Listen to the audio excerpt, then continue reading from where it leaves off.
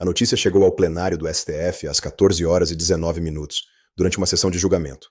O presidente da sessão recebeu um bilhete de um assessor, leu em silêncio e pausou por alguns segundos antes de anunciar a suspensão dos trabalhos, sem dar explicação. Nos corredores, a informação se espalhava em sussurros entre servidores que não sabiam exatamente o que dizer, nem como dizer. O ministro Dias Toffoli havia sido encontrado desacordado em seu gabinete. As tentativas de reanimação começaram imediatamente. Duraram 42 minutos. E então o médico que coordenava o esforço se afastou, tirou as luvas e disse a frase que confirma o que ninguém queria confirmar. O Brasil acabou de mudar. Dias Toffoli, ministro do Supremo Tribunal Federal há mais de uma década, está morto. E o que vem a seguir vai te mostrar por que esse dia é muito maior do que qualquer notícia consegue capturar sozinha. A gente vai te contar tudo.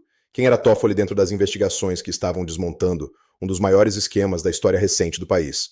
O que foi encontrado no gabinete dele? Como o STF está reagindo por dentro? O que acontece agora com as investigações que envolvem o seu nome? E por que a morte de um ministro que estava no centro de um inquérito criminal muda tudo e não muda nada ao mesmo tempo? Antes de a gente seguir, porque o que vem a seguir é denso e você não vai querer perder nenhuma parte, se inscreve no canal agora e ativa o sininho. Bate o like agora. Esse é um dos momentos mais graves que o STF já viveu e a gente vai te explicar cada detalhe do que está acontecendo. E nos comentários me diz, você acompanhava o papel de Toffoli nas investigações? Sabia que o nome dele aparecia com tanta frequência? Comenta aqui embaixo. Vamos ao que realmente importa. Para entender o peso do que aconteceu hoje, é preciso entender quem Dias Toffoli era dentro do contexto que o Brasil estava vivendo nos últimos meses, não apenas como ministro, mas como figura central de uma investigação que estava se aprofundando a cada semana. Toffoli tinha 62 anos e foi nomeado ao STF em 2009 pelo presidente Lula. Exerceu a presidência do tribunal em 2 períodos diferentes e, ao longo dos anos, construiu uma rede de influência que ia muito além das paredes do tribunal. Nas últimas semanas, seu nome havia começado a aparecer nas investigações em andamento com uma frequência que ia muito além da de um suspeito periférico. Não como coadjuvante, como figura central. Vorcaro, o empresário que está no centro da investigação sobre o Banco Master, o havia mencionado em detalhes, que corroboravam o que os documentos já sugeriam. A trilha financeira que conecta o Banco Master a figuras do STF passou pelo nome de Toffoli, de formas que os investigadores haviam confirmado nas últimas semanas como sendo diretamente relevantes para o inquérito em andamento. A pressão sobre Toffoli nas últimas semanas era de uma natureza que poucos seres humanos conseguem absorver sem consequência. Não era apenas a pressão jurídica das investigações, embora essa fosse real e crescente. Era a pressão de ver o sistema que havia ajudado a construir ao longo de décadas desmoronar a cada nova revelação, de ver colegas sendo investigados, de ver aliados recuando, de saber que o que havia feito estava sendo documentado peça por investigadores que não podiam mais ser contidos pelos mecanismos que antes funcionavam. Esse era o ambiente em que Toffoli vivia nas últimas semanas. E foi nesse ambiente que ele foi encontrado desacordado em seu gabinete hoje. Mas espera, tem mais. Às 15 horas e 08 minutos, a perícia chegou ao gabinete de Toffoli. A Polícia Federal foi notificada simultaneamente, por solicitação do próprio STF. Essa decisão é ela mesma significativa. Quando uma figura que está no centro de investigações criminais é encontrada morta, o protocolo correto é tratar o local como cena potencial de crime até que a perícia estabeleça a causa da morte com precisão. Isso não significa que há suspeita de terceiros envolvidos. Significa que o protocolo existe exatamente para esses casos, em que a pressão das investigações é um fator que precisa ser considerado junto com todas as outras possibilidades. O médico do STF confirmou a morte às 14 horas e 57 minutos. A perícia chegou às 15 horas e 08 minutos. E o fato de que o próprio STF tomou a iniciativa de notificar a PF antes de qualquer conclusão sobre a causa da morte mostra uma instituição que entendeu que qualquer aparência de ocultamento neste momento criaria um escândalo adicional que não teria mais como absorver. O que foi encontrado no gabinete de Toffoli, além do ministro, está sendo objeto de análise imediata. E o resultado dessa perícia vai ser determinante para entender o que realmente aconteceu hoje. A reação dentro do STF foi de um choque que vai além do luto institucional de perder um colega. É o choque de uma instituição que está vivendo simultaneamente uma crise de legitimidade sem precedente e uma tragédia humana que nenhum protocolo preparou ninguém para gerenciar ao mesmo tempo. Ministros que estavam no plenário quando a sessão foi suspensa descrevem o ambiente que se seguiu como o mais silencioso que já sentiram naquele prédio. Um silêncio que não era só de tristeza. Era de pessoas tentando processar o que a morte de Toffoli significa para tudo o que estava acontecendo ao redor delas. Me conta nos comentários agora. Você acompanhava o papel de Toffoli nessas investigações? Sabia que o nome dele aparecia com tanta frequência nos documentos? Comenta aqui. Se o que você está acompanhando aqui tem valor para você, o Super Thanks aqui embaixo é o jeito mais direto de apoiar essa cobertura. Esse canal não tem pauta comprada nem assessoria por trás. Qualquer valor que você puder faz diferença real. Agora vamos à pergunta que está no centro de todas as conversas nos corredores do STF, do Congresso e nos escritórios dos investigadores neste momento. O que acontece com as investigações que envolviam Toffoli? A resposta direta é: As investigações continuam. A morte de um investigado não encerra automaticamente os inquéritos em andamento. Os fatos documentados continuam existindo. As provas coletadas continuam sendo válidas. Os outros investigados que aparecem nos mesmos documentos e comunicações continuam sendo investigados. O que muda é mais específico e mais grave do que parece à primeira vista.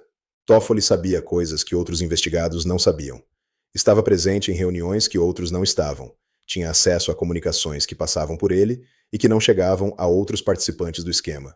Era alguém que, se tivesse decidido cooperar, poderia ter fornecido informações que nenhum documento e nenhuma comunicação interceptada consegue substituir. Essa possibilidade está agora permanentemente encerrada. O que estava acessível apenas pela cooperação de Toffoli não vai mais se tornar acessível. O que já foi coletado e documentado continua válido e continua sendo investigado, mas o mapa completo do que Toffoli sabia ficou com ele. Essa perda não encerra as investigações, mas cria lacunas permanentes em partes da narrativa que só ele poderia preencher. E essas lacunas vão beneficiar outros investigados que compartilhavam espaços e decisões com Toffoli, e que agora não precisam mais se preocupar com o que ele poderia ou não poderia decidir revelar. Do ponto de vista institucional, a morte de Toffoli cria uma vaga no STF que vai precisar ser preenchida. O processo de nomeação, que normalmente é político e demora meses, acontece agora num contexto completamente diferente do habitual. Com as investigações sobre o STF em andamento e a credibilidade da instituição em seu ponto mais baixo em décadas, a escolha de quem vai ocupar a vaga de Toffoli vai ser analisada com uma intensidade que nunca foi aplicada a nomeações anteriores. O presidente Lula vai ter que tomar uma decisão que, qualquer que seja, vai ser contestada. Nomear um aliado vai ser acusado de perpetuar o sistema que está sendo desmantelado. Nomear alguém sem conexão política vai ser acusado de ceder à pressão. Não existe nomeação que satisfaça todo mundo num momento como esse. E Lula sabe disso. Há uma dimensão dessa história que precisa ser dita com cuidado e com clareza. Um homem morreu hoje. Tinha família, tinha uma história, tinha, como todos os seres humanos, dimensões que vão muito além do papel que desempenhou nas investigações em andamento. A redução de qualquer ser humano ao pior que fez é sempre incompleta, mesmo quando o que fez foi grave. Mas a responsabilidade que deixou para trás, o dano que as decisões que tomou causaram a pessoas que nunca souberam que foram prejudicadas por elas, essa responsabilidade não desaparece com a morte. Continua existindo nos documentos, nas investigações, nas consequências que ainda vão se desdobrar sobre os outros que participaram do mesmo sistema. Sistemas de corrupção de alto nível não são construídos apenas com dinheiro e decisões favoráveis. São construídos com lealdade, com medo e com a percepção de que ninguém dentro do sistema vai trair, porque todos têm algo a perder com a traição. Quando esse equilíbrio começa a se quebrar, o medo que antes era usado para manter a coesão começa a operar na direção oposta. As pessoas que antes ficavam quietas por medo das consequências de falar começam a avaliar se o medo de falar é maior do que o medo do que acontece se não falar. E quando essa equação vira, o sistema entra em colapso acelerado. O que estamos vendo nas últimas semanas é esse colapso acontecendo em tempo real. Cada revelação precipita a próxima. Cada novo elemento cria incentivo para que alguém que estava hesitando decida falar antes que seja tarde demais para negociar. E cada tentativa de conter o avanço das investigações, em vez de funcionar como bloqueio, funciona como confirmação de que o que está sendo investigado vale o risco de tentar calar. A morte de Toffoli é mais um capítulo desse colapso, não o último, e não necessariamente o mais determinante. Essa cobertura existe porque você a sustenta. Se o Brasil Sem Filtro tem feito diferença para você nesse período de tantas notícias, considere apertar os supertanks aqui embaixo. Cada contribuição mantém essa cobertura independente funcionando todos os dias.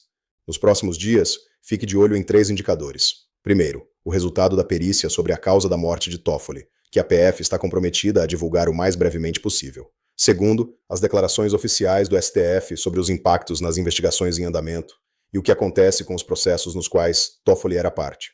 Terceiro, e mais revelador de todos, o comportamento dos outros investigados nas próximas horas. A reação de cada um vai dizer muito sobre como estão avaliando o que a morte de Toffoli significa para o sistema que está desmoronando ao redor deles. O STF perdeu um ministro hoje. O Brasil está processando o que isso significa num dia que já tinha mais do que qualquer dia deveria ter. E a história está sendo escrita agora, em tempo real, por pessoas que talvez não percebam completamente o peso histórico do que estão vivendo e do que estão decidindo. Esse não é o fim. É o capítulo mais pesado até agora. Se inscreve no canal e ativa as notificações porque cada desdobramento desta história vai estar aqui antes de qualquer outro lugar. Bate o like antes de sair. Isso faz diferença real no alcance dessa cobertura.